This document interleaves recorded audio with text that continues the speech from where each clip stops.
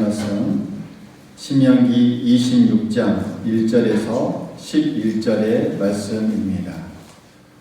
사람을 흔히들 든 사람, 또 난 사람, 또 된 사람으로 나누기도 하죠. 든 사람은 지식이나 경험이 많은 사람, 소위 머리에 지식이 많은 사람을 가리킵니다. 난 사람은 재주가 있어 출세하고 이른난 사람, 말 그대로 잘난 사람을 가리키죠.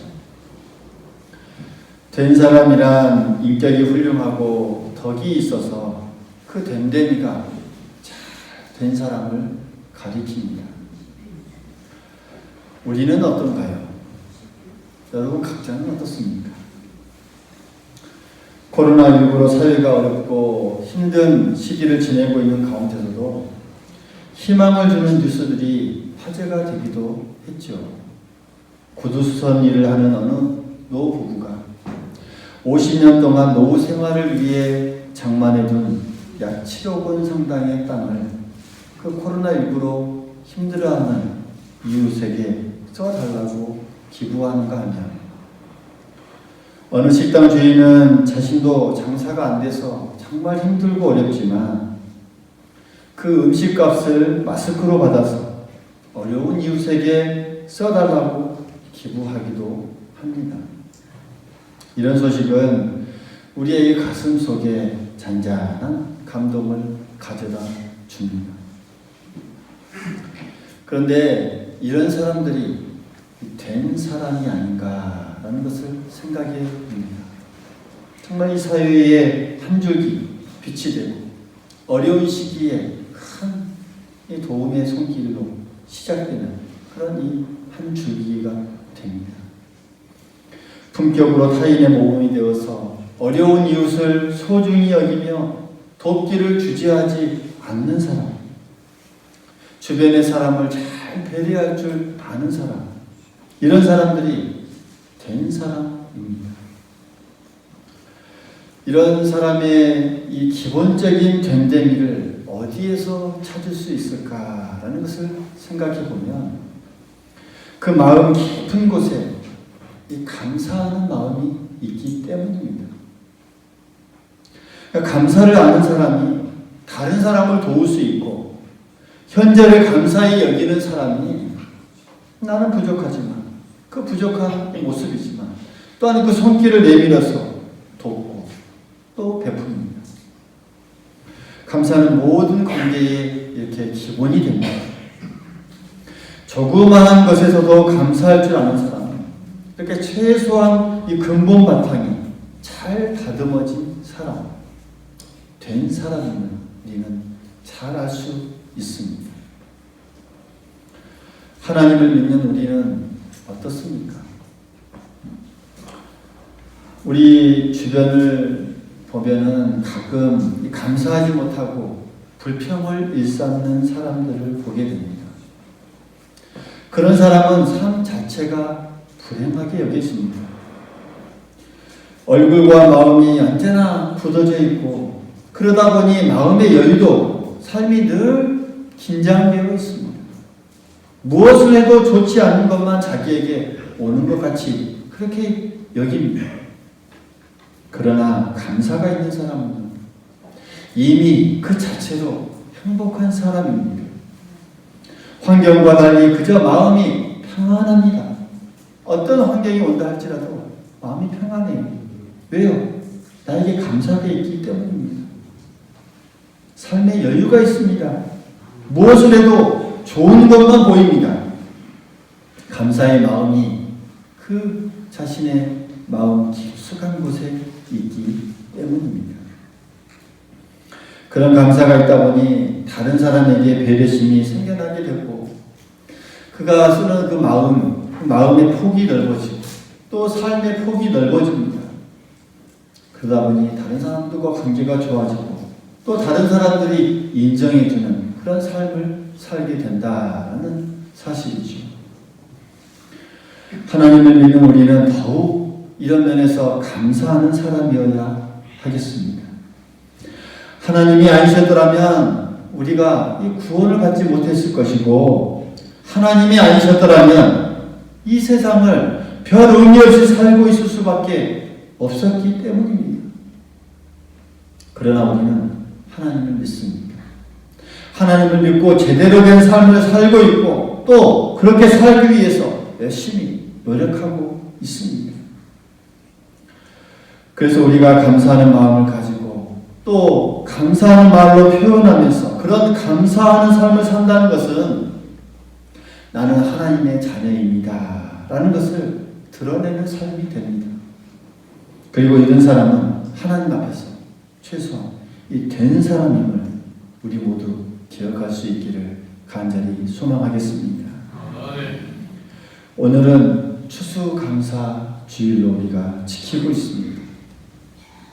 하나님께 진심 어린 마음으로 감사를 표현하는 날입니다. 이스라엘 백성들이 출애굽하여서 가나안 땅에 정착한 후 그 땅에서 곡물을 수확한 후에 감사하면서 초막절로 지켰습니다.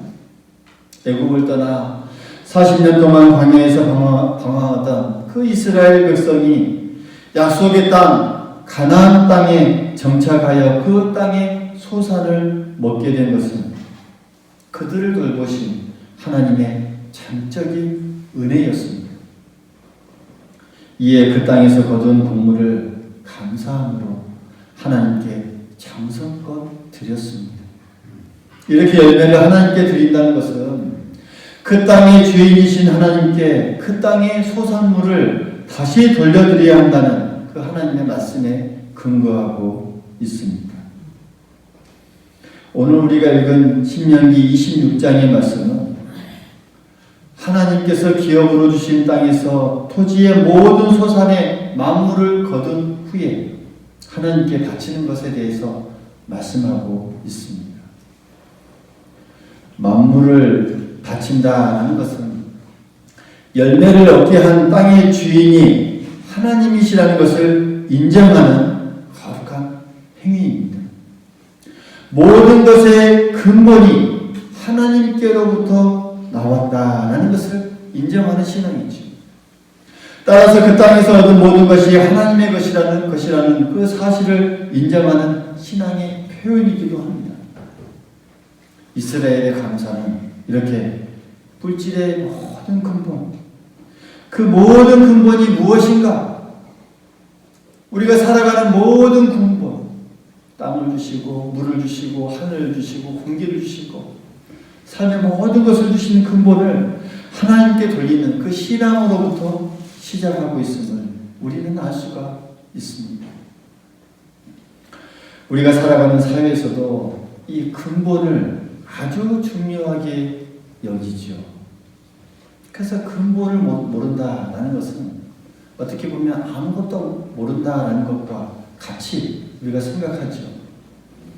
가령 부모와 자식의 관계에서 이 자식의 이 근본이 되는 그 부모를 인정하지 않는 사람은 인간도 아니다라고 말하죠. 보험금을 타내기 위해서 지인을 시켜서 집에 불을 지르게 하고 어머니와 누나를 그런 죽인 사건을 벌이기도 합니다. 우리가 뉴스로 접해야겠죠. 아무렇지도 않게 이런 일을 벌입니다. 근본을 모르기 때문입니다. 자식이 부모님이라는 그 근본을 무시하고 짓밟아 버린다면 그 사람은 머리와 심장은 가지고 있지만 결국 버러지와 금수와 다를 바가 뭐가 있겠다라는 것, 우리가 생각할 수 있는 부분입니다. 근본을 모르기 때문에 이런 비극이 만들어집니다. 하지만 근본을 제대로 아는 사람은 설령 다른 것이 조금 부족하다 할지라도 이미 그 자체로 충분하게 잘 알고 깨닫는 사람입니다. 왜냐하면 근본을 의식하면서 말하고 생각하고 행동하게 되면 최소한 상식에서 벗어난 행동을 하지 않기 때문입니다. 우리의 가장 근본이 되시는 분이 누구십니까? 우리의 가장 근본이 되시는 분이 누구십니까? 한번 대답해 보시죠. 누구신가요? 우리의 육신의 생명과 영적인 생명을 주관하시고 이 땅의 모든 것을 섭리하시고 이 땅의 모든 것뿐만 아니라 영원한 천국의 삶을 주관하시고 움직여 가시는 분, 그 모든 것의 근본이 되시는 분은 여호와 하나님이십니다. 할렐루야. 그 하나님을 마음 중심에 모시고 삶의 중심에 모시고 사는 사람은 최소한 우리의 근본이 하나님이심을 인정하는 사람입니다. 그리고 우리의 근본이 되시는 그 하나님께 감사하는 사람은 그것을 인정하는 자로서 당연한 자세요, 당연한 모습임을 우리가 늘 깨달아야 하겠습니다. 근본 되신 하나님께 진심을 다해 감사하는 우리 모두가 될 수 있기를 간절히 소망하겠습니다. 오늘 읽은 말씀을 보면 그러한 내용들을 쭉 나에게 주고 있습니다. 우리 1절의 말씀을 같이 한번 읽어보겠습니다. 1절의 말씀입니다. 시작. 내 하나님 여호와께서 내게 기업으로 주어 차지하게 하실 땅에 내가 들어가서 거기에 거주할 때에, 그러니까 아직 가나안 땅에 들어가지는 않았지만 앞으로 가나안 땅에 들어가서 거주하게 될 때에, 그때에 대해서 말씀하고 있죠. 이스라엘 백성들이 자기들만의 땅을 가지고 농사를 지을 수 있게 된다는 것은 하나님의 큰 축복이었습니다.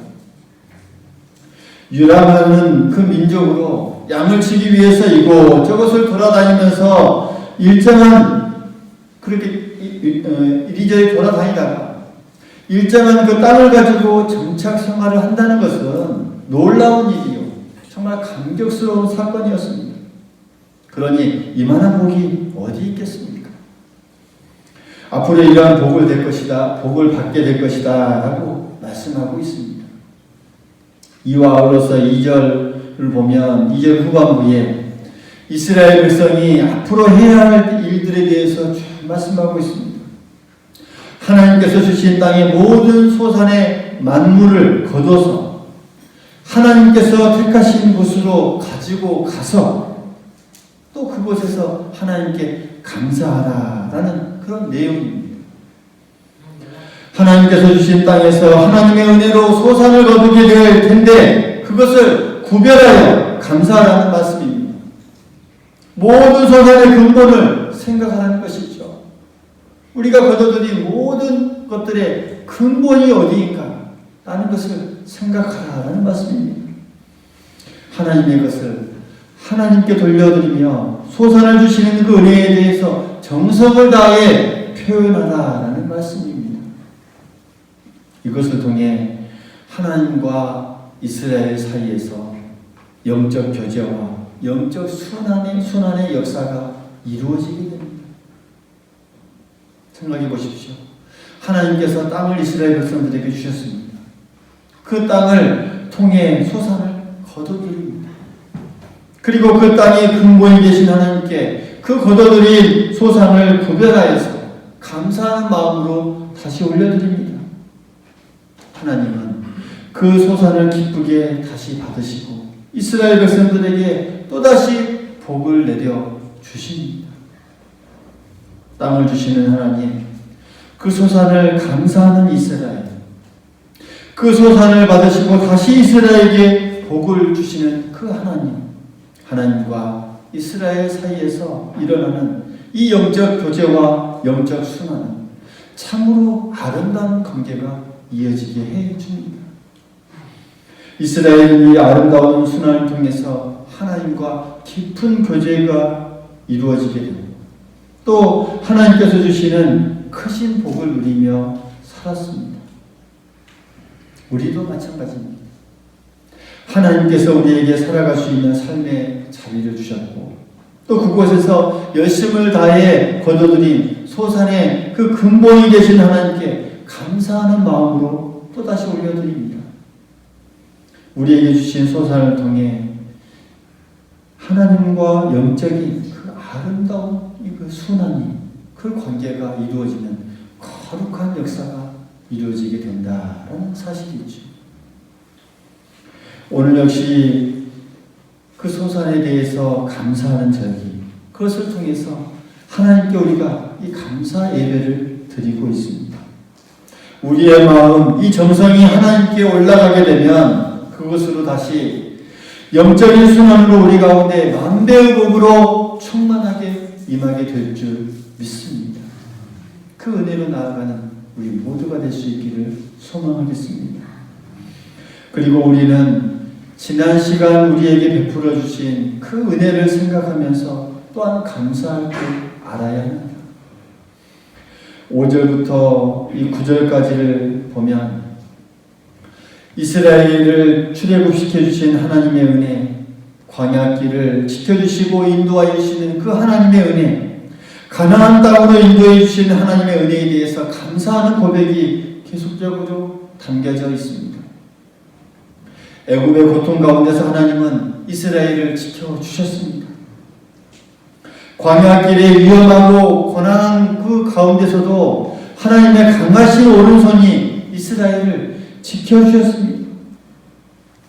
가나안 땅으로 들어가 땅을 차지하고 정착할 때까지 하나님의 그 자비로운 손길이 이스라엘을 함께해 주셨습니다. 하나하나 이스라엘 백성들이 그 모든 것들을 생각해 보면 하나님의 은혜가 정말 놀랍도록 가슴에 사무치고 또 사무치게 됩니다. 그걸 생각하면서 감사하라 라고 오늘 이 말씀하고 있는 것이죠. 우리가 지나온 세월, 특히 오늘 올 한 해를 우리가 생각할 때 하나님의 은혜의 손길이 미치지 않는 것이 하나도 없음을 우리는 고백할 수 있습니다. 할렐루야. 모든 것이 하나님의 은혜입니다. 가정을 지켜주시고 삶의 자리를 지켜주시고 때로는 힘들고 어려웠지만 그럼에도 불구하고 우리를 여기까지 인도해 주셨습니다. 그 은혜를 생각하면서 감사할 수 있기를 바랍니다. 그리고 10절에서 토지소산의 만물을 하나님 앞에 두고 하나님을 경배하라 라고 말씀하고 있죠. 경배한다라는 것은 모든 것의 근본이신 하나님께 내 모든 것을 드리면서 그 하나님의 은혜를 우리가 하나하나 되새기고 또 기억하면서 또 하나님께 나아가는 그런 믿음의 표현입니다. 중요한 것은 그 모든 은혜를 기억한다는 것이죠. 복을 받을 때만 감사히 받고 그 은혜를 쉽게 잊어버리면 근본을 모르는 자와 같다는 사실 우리가 기억해야 합니다.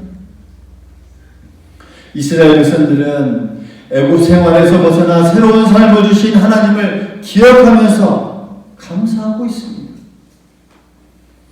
우리에게 있어서 애굽 생활은 영적으로 병들었던 때요, 가난하였을 때요, 환난과 고통과 시험이 있었던 때요, 예수를 믿지 않고 인생을 방황하던 때요, 또 마음에 기쁨과 평안이 없고 늘 불안하고 초조하고 불만족스러웠을 그 때를 의미합니다.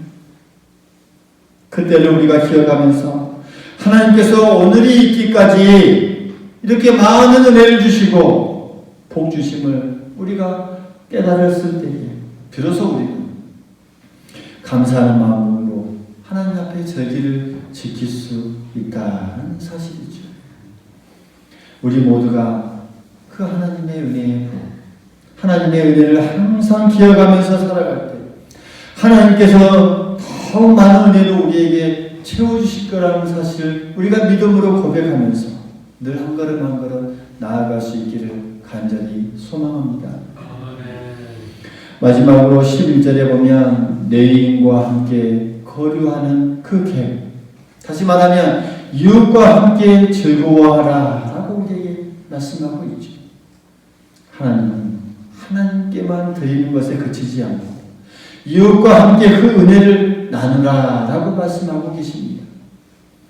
그럴 때 주신 은혜가 우리의 삶 속에서 더욱 풍성해지고 아름다워집니다. 은혜를 나누면 배가 됩니다. 할렐루야.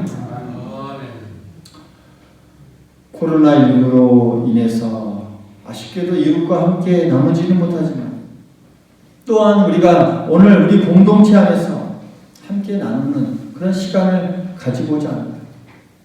함께 기뻐하고 나누면서 함께 은혜를 생각하는 것, 믿음의 공동체 안에서 참으로 중요한 모습입니다.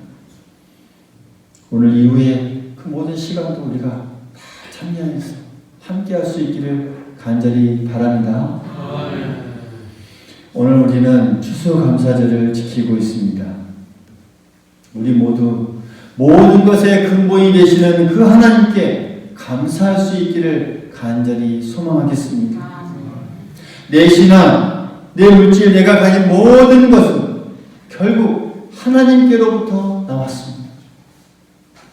이 점을 우리가 확고하게 고백하고 사는 사람을 하나님은 더욱더 인정해 주시고 복과 은혜를 내려주신다는 사실, 이런 사람이 하나님 앞에서 더욱더 된 사람임을 우리 모두 기억해야 하겠습니다. 이런 사람이 된 사람입니다. 참된 자녀가 된 사람입니다. 근본을 아는 된 사람입니다. 오늘 우리의 과거를 지켜주시고 이끌어주신 하나님께 감사합시다. 그런 사람에게 하나님은 미래의 충만한 복까지도 준비해 놓고 기다리고 계신 줄 믿습니다.